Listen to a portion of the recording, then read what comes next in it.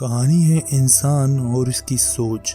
एक व्यापारी धंधा करने के लिए दूसरे शहर जाता था। बीच में रेगिस्तान का कुछ इलाका आता था। वह आदमी एक नेगेटिव सोच वाला इंसान था। हमेशा शिकायत करता रहता था कि मेरे पास ये नहीं है, वो नहीं है, इसकी कमी है, उसकी कमी है। एक दिन वह रेगिस्तान से गुजर रहा था, तभी उसकी पानी की बोतल खाली हो गई।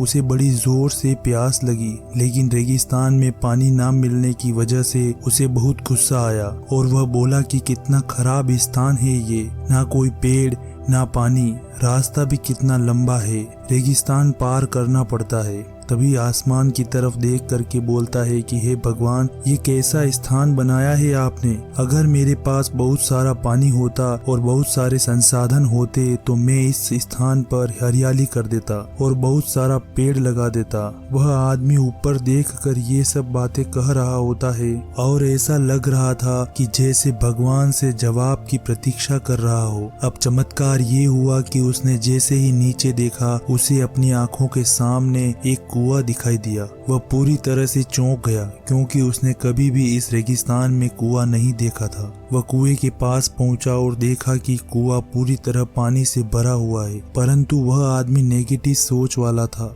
और हमेशा शिकायत करता रहता था। और फिर से आसमान की तरफ देखते हुए बोला, भगवान, पानी से भरा कुआं तो दे दिया, लेकिन पानी निकालूंगा कैसे। तो इस बार जैसे ही उसने नीचे देखा तो फिर से चमत्कार हुआ। उसे कुएं के पास रस्सी और बाल्टी दिखाई दी, लेकिन आदमी ने फिर से ऊपर देखा और बोला, भगवान, अब इस पानी को लेकर कैसे जाऊंगा। तभी उसको एहसास हुआ कि जैसे उसके पीछे कोई है। उसने पीछे मुड़ के देखा तो एक ऊंट खड़ा था। वह पूरी तरह से भौचक्का हो गया। वह सोचने लगा कि ये तो सच में होने लग गया है। मैं बातों बातों में कह तो दिया, अब मुझे यहाँ हरियाली करनी पड़ेगी और पेड़ लगाने की जिम्मेदारी लेनी पड़ेगी। आदमी को पानी से भरा हुआ कुआं मिल गया, बाल्टी और रस्सी मिल गई, पानी को ले जाने के लिए ऊंट भी मिल गया, सब कुछ मिल गया। अब वह आदमी सोच रहा था कि ये मैं बातों बातों में क्या बोल दिया, ये तो गड़बड़ हो गई। अब वह तेजी से दौड़कर भागने लगा। वह इस जिम्मेदारी से बचना चाहता था। तभी एक कागज उड़ते हुए आया और उसके जिस्म से चिपक गया।